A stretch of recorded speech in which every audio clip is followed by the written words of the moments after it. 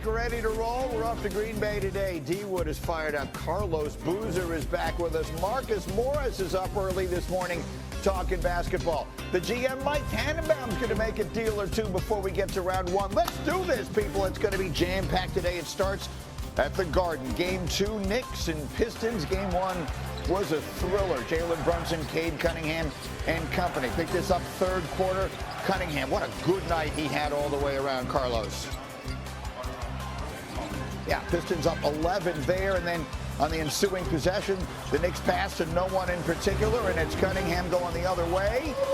And look at him pointing at Carmelo Anthony. 33 and 12 for Cade Cunningham. Pistons up 8. Remember, Saturday, the Knicks went on that 21-0 run in the fourth quarter, and it looked like they might do some facsimile of that here, bringing them all the way back.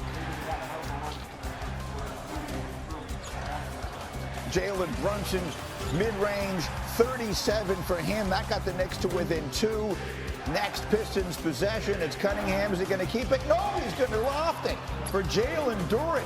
Detroit a 4-point lead. 1 minute left. Knicks trailing by 2. Brunson, Josh Hart. Yes, we're tied at 94. Would the Knicks come all the way back again? The crowd is rocking, but what the Pistons couldn't find was anyone to make a big shot in the fourth quarter on Saturday. In this case, they did. The clutch 3 from Dennis Schroeder, who had 20 off the bench. Final seconds. Last chance, Knicks down by 3. Mikal Bridges wide open. And not to be. Bridges did not score in the fourth quarter. Neither did Karl Anthony Towns. And the Pistons, who've been the better team 7 of the 8 quarters in this series, have evened up the matter. 100-94 is the final. Booze has a mic issue. Marcus Morris is ready to roll this morning. What was the very first thing to say about the Knicks last night, Marcus, watching that performance? Man, it's alarming. The Knicks look tired. Like, Karl Anthony Towns looks tired. He's getting different looks. The bench depth is non-existent. Cameron Payne came and played really well the first game, and then he just didn't get any time in the second game. Listen, these guys are tired. They need the bench to step up, and I think the minutes from all throughout the regular season is starting to catch up.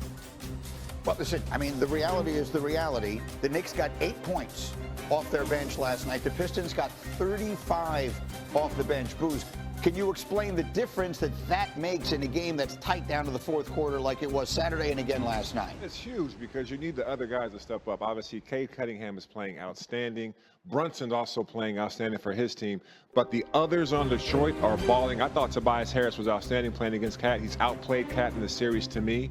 Yesterday, Cat was non-existent for me. Yep. I didn't feel him on the court at all.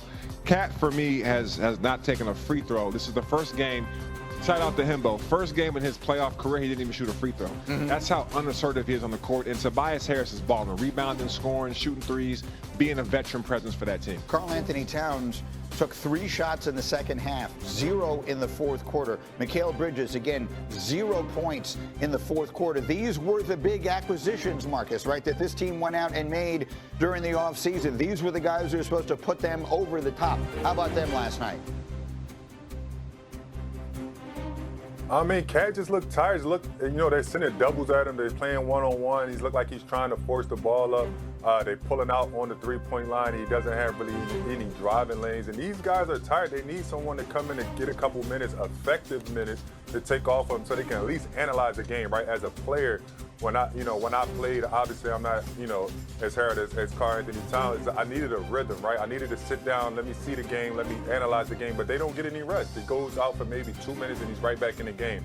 Detroit is doing a great job of putting different bodies on them, showing them different looks, and I think it's starting to catch up to him. And even Mikal, right?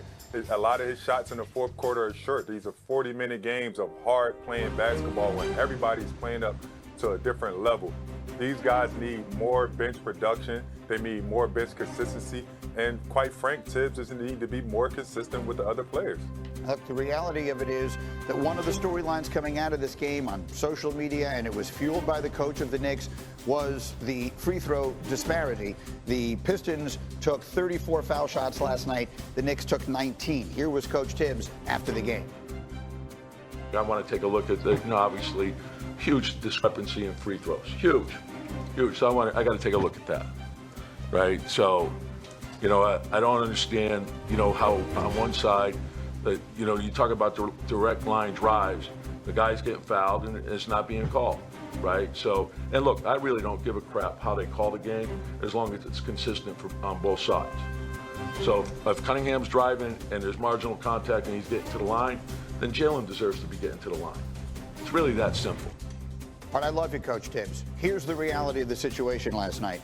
The Knicks were called for 22 fouls in the game. The Pistons were called for 24. Cade Cunningham drew 8 fouls in the game last night. Jalen Brunson drew 12.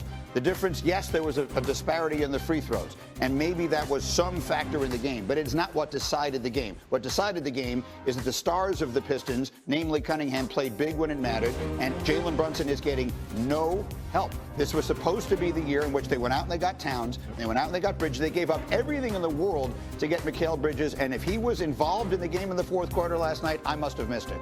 Yeah, I agree.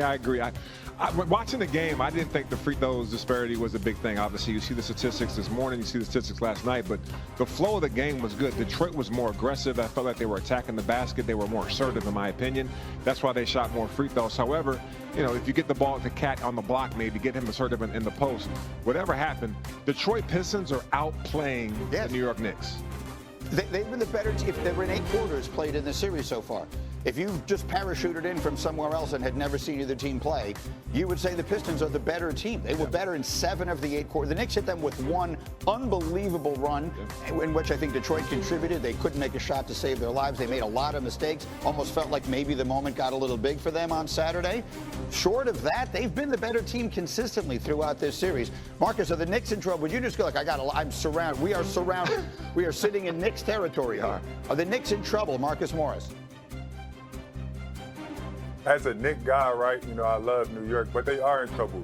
This Detroit team is playing with a lot of aggression. They're playing with a lot of confidence. And best believe that when they go back to Detroit, it's going to be rocking. Listen, they know that they can win against these Knicks. They were up in both games convincingly. The first game, they just couldn't close.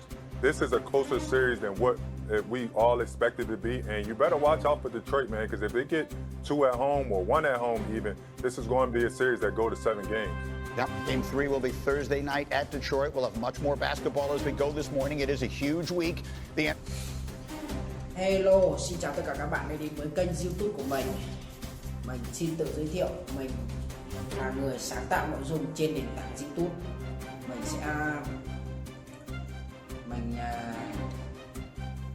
sáng tạo những video cắt dán. Đây là những sản phẩm cắt dán của mình. Nội dung của mình làm trên kênh chính là cắt dán. Và đây là những sản phẩm mình đã cắt dán mà mình còn lưu lại. Đồ vặt của mình sẽ làm là những đồ vặt, đọc vặt, con vặt, rất nhiều những thứ khác không thể kể hết được. Đây là một số sản phẩm mình làm ra thôi. Và để tạo ra được những sản phẩm như thế này thì mình sẽ cần có những đồ dùng và dụng cụ như sau. Đây, trên tay của mình đang cầm đây là giấy thủ công nhé, giấy thủ công màu các bạn này. Nó có rất nhiều những màu sắc. Những màu sắc này mà kết hợp với nhau thì sẽ ra những sản phẩm tuyệt vời cho các bạn xem.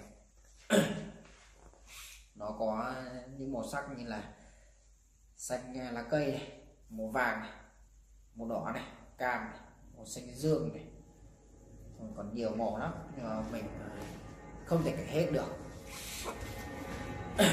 Và để tạo ra được những sản phẩm đẹp và nhiều màu sắc như thế này thì mình cần có một chiếc kéo này, một chiếc kéo